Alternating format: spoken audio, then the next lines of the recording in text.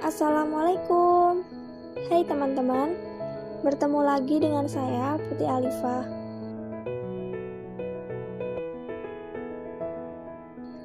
Video kali ini untuk mata kuliah kartografi.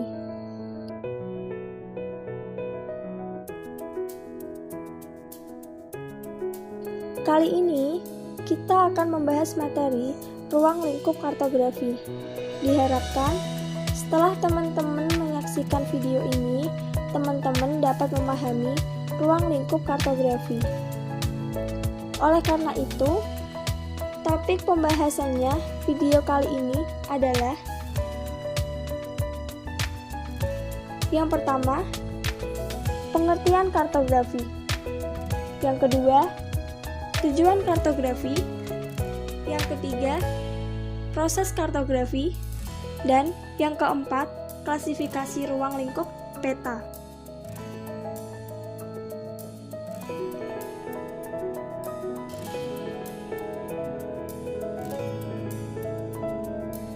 Apa sih pengertian dari kartografi itu? Kartografi berasal dari bahasa Yunani, karto atau carto yang berarti permukaan dan graf yang berarti gambaran permukaan atau gambaran permukaan bumi. Kartografi adalah gambaran permukaan bumi. Dari pengertian lain, kartografi merupakan ilmu yang mempelajari tentang gambar atau bentuk permukaan bumi.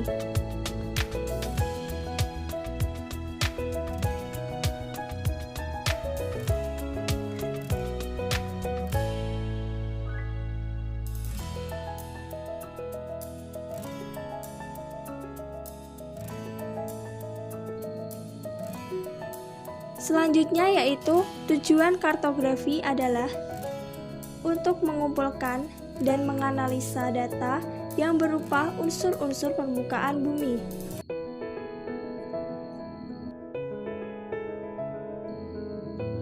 Ruang lingkup kartografi meliputi proses sebagai berikut.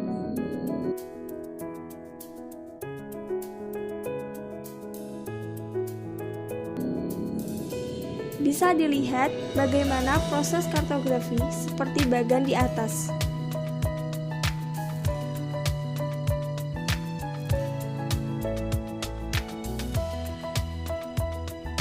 Klasifikasi ruang lingkup peta.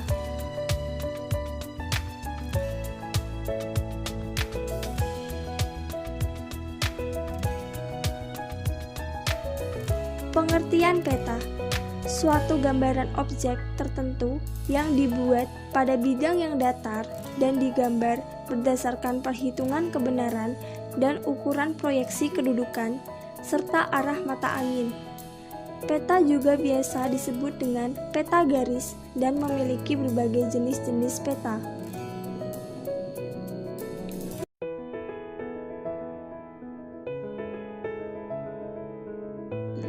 Menurut bentuk peta, dibagi menjadi 3. Yang pertama, peta dasar atau base map.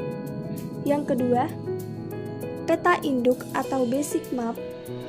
Yang ketiga, peta kerangka dan peta turunan. Peta dasar atau base map merupakan peta yang dijadikan dasar untuk pembuatan peta-peta lainnya, seperti peta rupa bumi maupun peta tematik. Yang kedua, peta induk atau basic map. Peta yang disusun atau dikompilasi langsung dari survei, pengukuran di lapangan, atau hasil dari fotogrametri yang secara sistematis. Yang ketiga yaitu peta kerangka dan peta turunan. Peta dasar yang dipakai sebagai dasar untuk membuat peta lain, mengikuti data tematik tertentu sesuai dengan posisi planimetriknya. Menurut isi peta dibagi menjadi 3. Yang pertama yaitu peta umum, peta khusus, dan peta navigasi.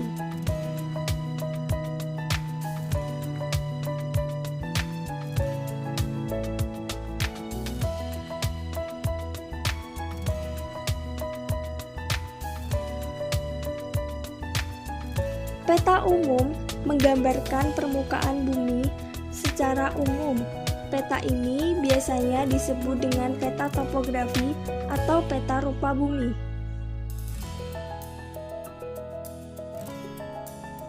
Peta khusus, penggunaannya khusus untuk kepentingan navigasi, misalnya navigasi udara atau navigasi laut.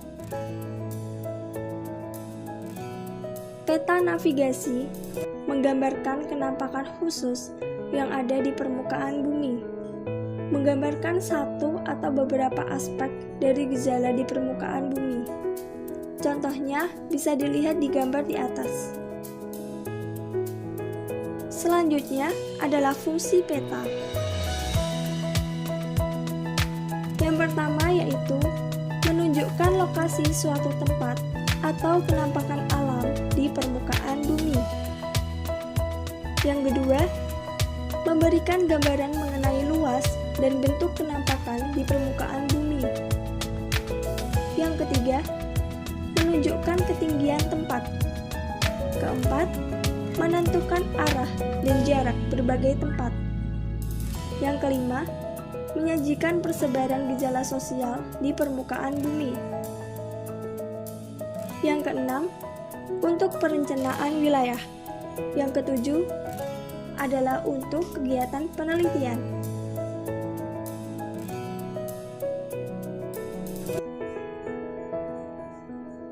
Selanjutnya adalah unsur-unsur peta.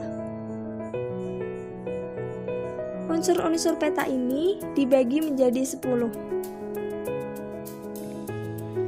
Yang pertama adalah judul peta. Peta harus diberi judul yang mencerminkan isi sekaligus tipe peta. Judul peta pada umumnya diletakkan di bagian atas peta. Yang kedua adalah skala peta. Skala peta ini harus dicantumkan dalam menggambar peta dan diletakkan berdekatan dengan judul peta. Skala yang digambar dapat berupa skala pecahan, misalnya skala 1:100.000 atau skala grafik, misalnya 4 cm.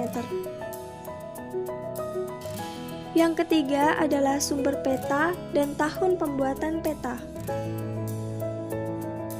Sumber peta perlu dicantumkan supaya pembaca tahu dari mana peta itu diperoleh. Tahun pembuatan peta sangat diperlukan, karena pada peta yang menggambarkan data yang mudah berubah, misalnya seperti peta hasil pertanian dan peta persebaran penduduk. Yang keempat yaitu penunjuk arah peta. Penunjuk arah sangat penting dalam membaca peta, karena dengan penunjuk arah, pembaca dapat mengetahui arah utara, selatan, barat, dan timur pada peta. Yang kelima adalah insert, yaitu penunjuk lokasi daerah yang dipetakan pada kedudukannya dengan daerah sekitar yang lebih luas. Misalnya, kita menggambar peta daerah Surakarta untuk mengetahui di mana kedudukan daerah tersebut. Pada pojok bawah atau pada tempat yang kosong, kita buat peta Jawa Tengah yang lebih kecil ukurannya. Setelah itu, kita letakkan daerah Surakarta di dalamnya sesuai kedudukan yang sebenarnya. Tujuan dari memberikan insert ini adalah untuk memperjelas salah satu bagian dari peta dan menunjukkan lokasi yang penting, tetapi kurang jelas dalam peta. Yang keenam adalah garis tepi peta. Garis tepi peta ini sebaiknya dibuat rangkap, karena garis tepi dapat dijadikan pertolongan pada waktu membuat peta, pulau, kota, ataupun wilayah yang dimaksud tepat di tengah-tengahnya.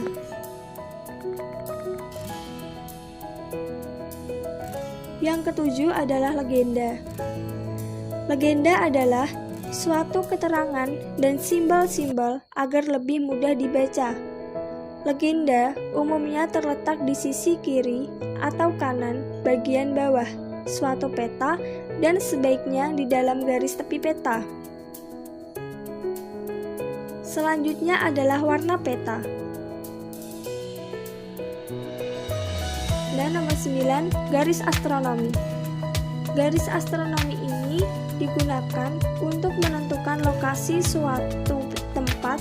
Pada umumnya, garis astronomi hanya sebagai tanda di tepi atau pada garis tepi dengan menunjukkan angka derajat, menit, dan detiknya tanpa membuat garis lintang dan garis bujur.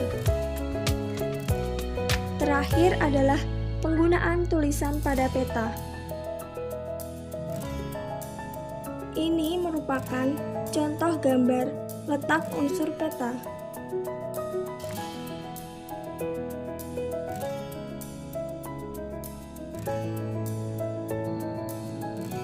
Sekian materi yang saya jelaskan, semoga dapat bermanfaat.